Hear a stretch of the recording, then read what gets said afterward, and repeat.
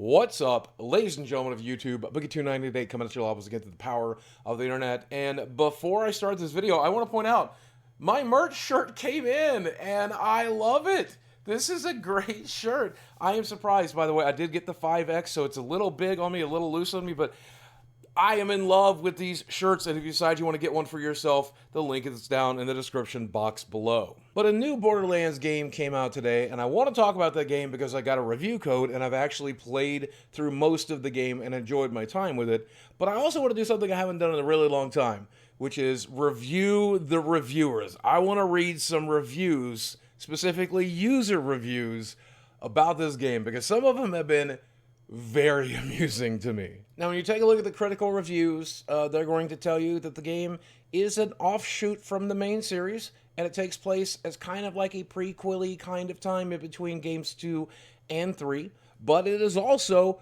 very, very good. Metascore for the critical scores, we got 61 reviews in with a score of 80 for Wonderlands. Compare that to Borderlands 3, which had 53 critical reviews and had a critical score of 81. So my biggest issue with Borderlands 3 was the story, and I just didn't enjoy it very much.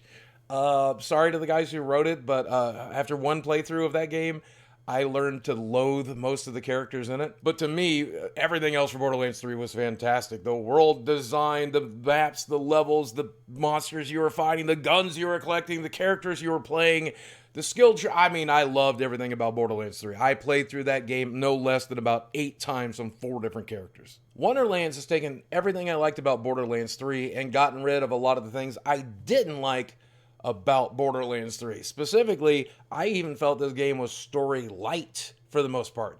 I was really focusing on the gameplay and the murdering and the having of fun, and every once in a while it got interrupted by story.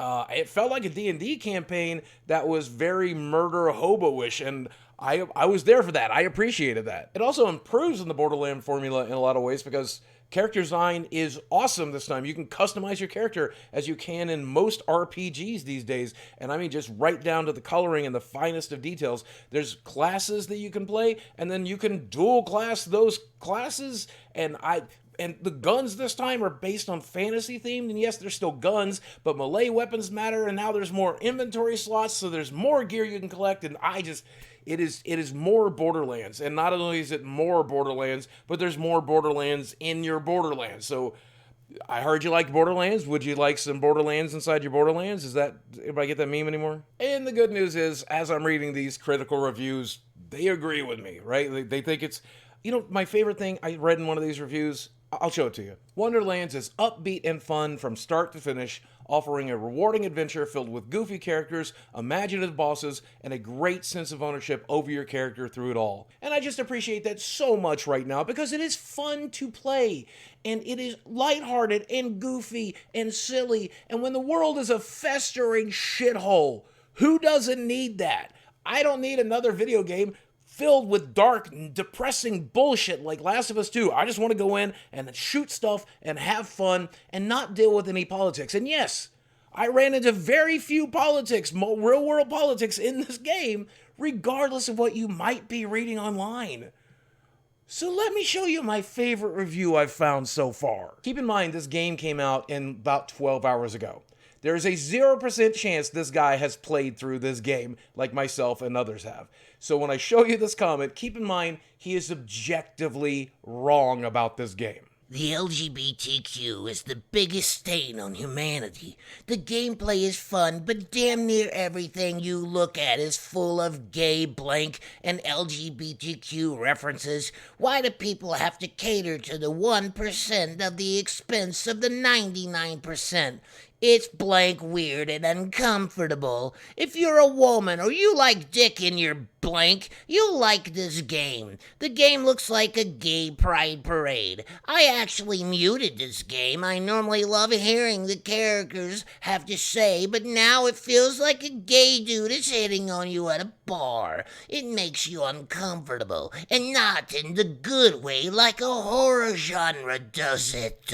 And look, before you go to defend this guy in the comments like some people did on Twitter, let me just go ahead and say that I hate it too when a product is bad and all it does is pander, right? The entire existence for it is to pander. That Kylie Jenner Pepsi commercial, Ghostbusters 2016, Captain Marvel. When that's all it is just pandering propaganda and the product itself is bad, I hate it too.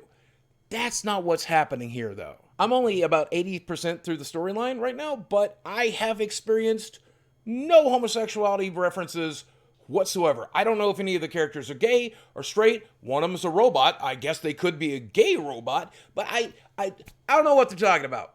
I've literally not seen it. I mean, don't get me wrong. The world design does look like it's filled with glitter and rainbows. It looks like a unicorn ate Taco Bell and then got diarrhea and just shit diarrhea all over the world. But then again, the world is supposed to be designed as a Dungeons and Dragons world created by a tween girl, Tiny Tina. So I'm fairly certain this is what Tina would create as her fantasy role-playing game world. I see no problem with it. Just like Borderlands 3 and Borderlands 2, there's probably some mentions of homosexuals existing in the world. But that's okay because homosexuals exist in this world too. So, if that bothers you, how do you function as a person? Not to mention, having worked with Gearbox in the past, having met people at Gearbox, I can confirm that there are indeed homosexuals working on these games. So the fact that there's homosexuals making these games who might want to be represented in the game they make, I don't have a problem with that. And if you do, get therapy.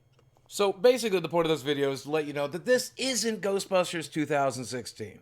This isn't Captain Marvel. This is a very, very good game that I think you'll enjoy. And yes, there are rainbows and colorful sparkles and things in this game because it is a game world designed by a tween girl, but it does not keep you from enjoying the actual genocides you are committing in that game world. If you like murdering stuff with really, really weird guns, you're gonna love this game. And hey, if you're one of those sickos who just want to murder everything that looks like a sparkle pony, you got the opportunity to do that in this game too.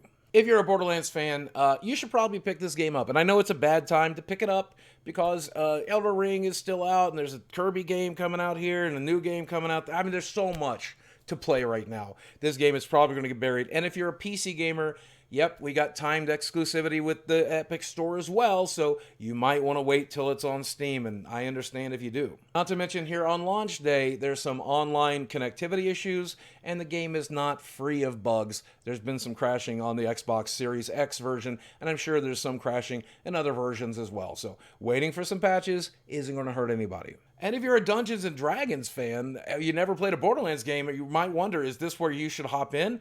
And I think it might be because this game is a bit of a love letter to your Dungeons and Dragons group and how you guys get together and try to work together but end up having infighting and you fight with the DM and the DM's disappointed and the players are disappointed, but then you come back together next week and you work together and you tell a really fun and interesting and creative story together. And the all-star cast of Andy Samberg and Wanda Sykes and Will Arnett really bring that to life. They really, really do. So I think even if you don't play through this game as a D&D fan, you should watch somebody play through the game because it's fun. It's fun, and that's what video games are supposed to be. Last time I checked, was fun. I don't give a review score, but if I did, I think an 8.0 out of 10 is probably fairly accurate. But I know I could be wrong.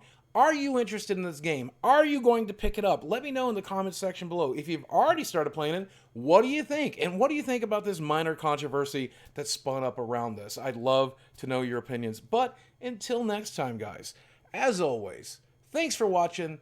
I love you very much, and I will speak with you again soon. And just in case you need to hear this today, doesn't matter who you are. It doesn't matter what you are. Short or tall, fat or thin, gay or straight.